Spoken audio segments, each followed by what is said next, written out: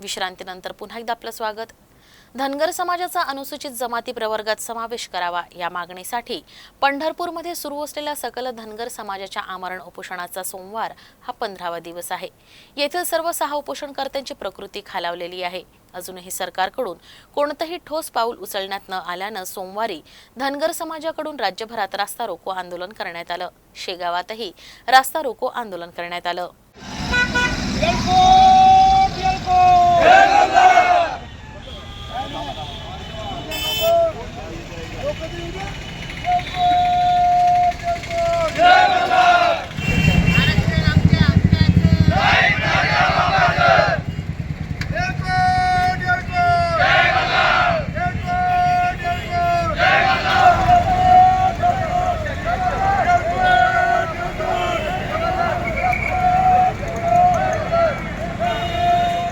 आजचं जे आंदोलन आहे धनगर समाजाला एसटी मध्ये समावेश करण्याबाबत पूर्ण महाराष्ट्रभर आज 23/9 रोज सोमवारला दुपारी 11 वाजेपासून पूर्ण महाराष्ट्रात चालू आहे।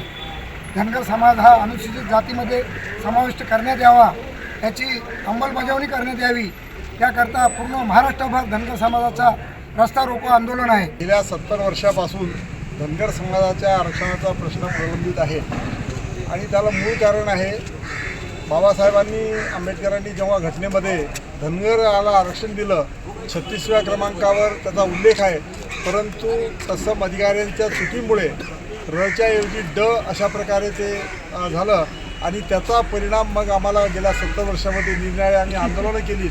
अनेक शिवाजीराव शेंडगे, अण्णासाहेब डांगे या सगळ्या लोकांपासून आरक्षण 23 दिवसाची आरक्षण यात्रा हे सगळं करत तो प्रश्न आम्ही मिटवण्याचा प्रश्न केला।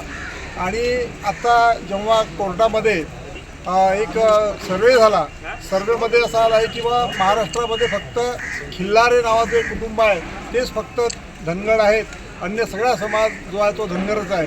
त्याच्यामुळे त्या खिल्लारे कुटुंबांनी सुद्धा आता लिहून दिलं आहे की आम्ही धनगरच आहोत, धनगर आम्ही चुकीने केलेलं आहे आमच्या फायद्याकरता।